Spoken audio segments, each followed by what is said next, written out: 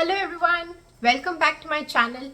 So, it's funny how a drama can make you both restless to review it, and this is possible in only two circumstances. Firstly, if it has had a lot of expectations before its release, like this year's Gongyo star The Trunk, and in second circumstances when an underdog appears out of nowhere, leaving you with an everlasting impression. And such is the case with the ongoing mega hit drama When the Phone Rings. Episode 10 was released earlier today, and oh boy, it really made me want to review the drama with just two episodes remaining for the series to come to an end. My god, dramas like these make me realize why I ventured in the land of Korean dramas in the first place. So, enough with the introduction to the video. Let's get talking about When the Phone Rings. First, whoever was in charge of the casting did a better job than anybody else could. I feel although Yo Yoon Suk was landing lead role deals from 2013 onwards, this has so far been his best performance, where the female lead beautifully complements him all throughout. He has always acted well in all of his dramas. His role of Gu Dong Mei in Mr. Sunshine was equally stunning, even though he was the second lead. But in When the Phone Rings, everything sort of manifested together. I honestly do not think he would have had this chemistry which he had shared with Chae So Bin with anybody else. Haeju and Sayon have interwoven an unreachable peak in lead chemistry, which is commendable for both the actors. From the very first episodes of When the Phone Rings, it was evident that the thriller romance genre was one to befit these two actors in the respective roles they had taken on. With minimal physical intimacy, the feelings of affection and longing, in spite of the resentment Haeju's character held, was interesting to watch.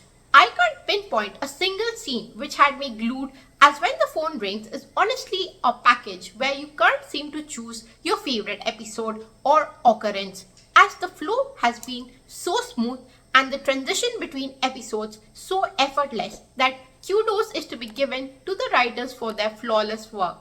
How a kidnapping could facilitate hidden emotions was an interesting plot to begin with. Like how relationships need an external push from time to time, I guess in drama world it requires not just a push but a life-threatening abduction and continuous blackmailing phone calls to awaken dormant romantic feelings. And it's funny because these two, Haeju and Sayon, were in love since their childhood days, but they hadn't ever confessed their feelings ever before to each other. Perhaps, if not for the kidnapping, their life would have panned out quite differently. So, should we say the kidnapping was a blessing in disguise? So, all throughout episodes 1 to 4, the plot stayed fixed to the 10 p.m. call, which messed up Sayon's mind and heart, which made him jealous, uneasy, and reflect on what Haeju really meant for him.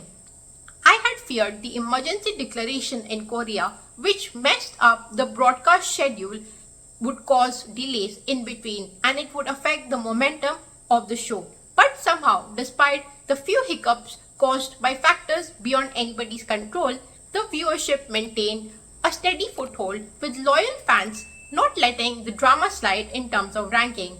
Good on you, viewers! From episode 5 onwards, when Sayon knew that Haeju was the one behind the call and the identity of Park Sayon could itself be in jeopardy, the online community was in riots about who could be the real Park Sayon. From episodes 8 to 10, the plot started thickening around the many secrets which were tied to Haeju and Sayon's respective families, which was somehow tied by a symbiotic bond, which started all due to the efforts to uncover the real Park Sayon's psychopathic murders. Fans were also hoping to see more romantic moments between Haeju and Sayon, but every time our precious couple took a step towards each other, somehow the kidnapper came in between and always stole the show. And there was this chance of making up in the time they lost from admitting their love and behaving like a normal couple in love. Overall, the recent episode 10 cleared up many facts about the identity of the real Park Sayon and the acting Park Sayon, confessing before the Korean media that he was not related to Chairman Baek Jun-ho's family at all. Although it could be very much the case that he could be Baek Jung-ho's illegitimate son. But that is yet to be clarified. The recent episode ended with Haeju being kidnapped again, but this time around she keeps her promise of protecting Sayon till the end, where she speeds her car and rams into the railing, tossing the car into the upstream river. Both Haeju and the real Park Sayon's whereabouts are still missing. What do you think the last two episodes will be like? Let me know in the comment section below. Also, do you have a favorite scene from When the Phone Rings? Although I did say it wasn't possible to pick one as all the episodes have been so good so far, still the scene where Haeju is escorted by a police car after the kidnapper tries to harm Haeju's real father and Paek Sayon ends up rushing in the presidential vehicle to bring her home safely struck a chord with me.